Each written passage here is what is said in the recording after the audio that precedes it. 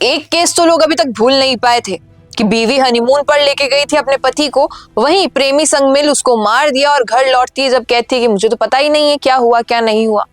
ऐसा ही मामला मध्य प्रदेश के धार से सामने आया है। बीवी ने अपने प्रेमी संग मिल अपने ही घर पे लूट जैसी वारदात को अंजाम दिया, साथ ही उसी वक्त अपने पति को मरवा दिया प्रेमी के हाथों।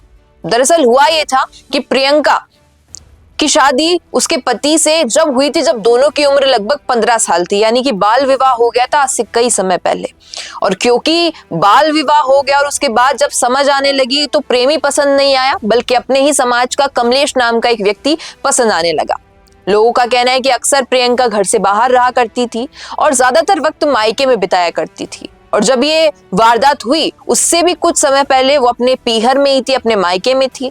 वारदात के 5 या 6 दिन पहले वो लौटी और संभावना यही है कि जब वो पीहर में थी, अपने मायके में थी, तब उसने अपने प्रेमी यानी अपने बॉयफ्रेंड संग मिल ये पूरी मर्डर मिस्ट्री प्लान की थी।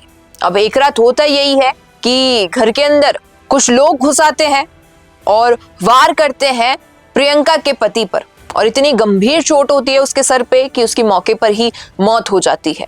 लेकिन जब पुलिस आती है तो प्रियंका इस तरीके से बिलख बिलख कर रोती है जैसा आप इस वीडियो में देखेंगे।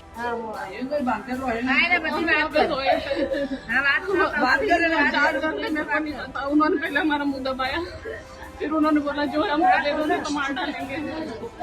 इन्होंने हाथ पैर मारे और मेरे को घसीट के उधर ले गए। ये वाली अलमारी उन्होंने ढूंढी, नहीं मिला। मैंने बोला मैं सब दे दूंगी, हमको छोड़ दो। मेरा सामान मैंने सब निकाल के दे दिया। कब की बात है ये मेरे को आधा घंटा हो गया चिल्लाते चिल्लाते। मेरा एक जन मेरे मुंह के पास बैठा था, हाथ और पैर पीछे बांध रखे थे, पूरा कपड़े फाड़े थे। चिल्लाने की कोशिश करी तो बोला तेरे पति को मार देंगे। चोट भी बहुत कितने जन थे? ये मेरे को 2 दिखे थे, बाकी इधर भी और थे। 2 से 3 लोग थे मेरे पास। से थे, कुछ था क्या? डंडा वंडा हथियार उनके पास। मारा काय से? मैं इनको मारा ये नहीं पता, उधर मेरे को बांध दिया था, उसके बाद इधर मारा। चाकू से मारा हुआ है?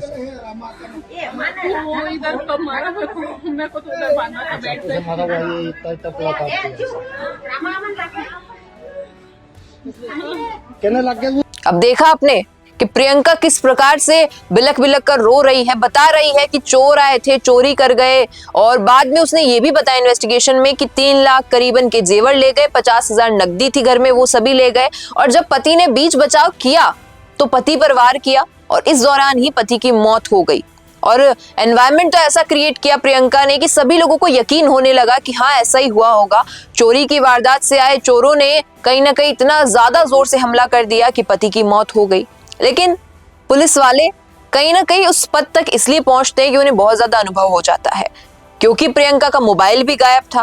प्रियंका बार बार अपने बयान बदल रही थी और कई संदिग्ध चीजों को नोटिस करने के बाद वहां के एसपी ने प्रियंका पर ही शक करना चालू किया। और जब इन्वेस्टिगेशन की तो एक वक्त ऐसा आया कि प्रियंका ने खुद कबूल लिया, यानी कि इस वारदात के 6 घंटे बाद ही प्रियंका से कबूल करवा लिया गया कि क्या हुआ था।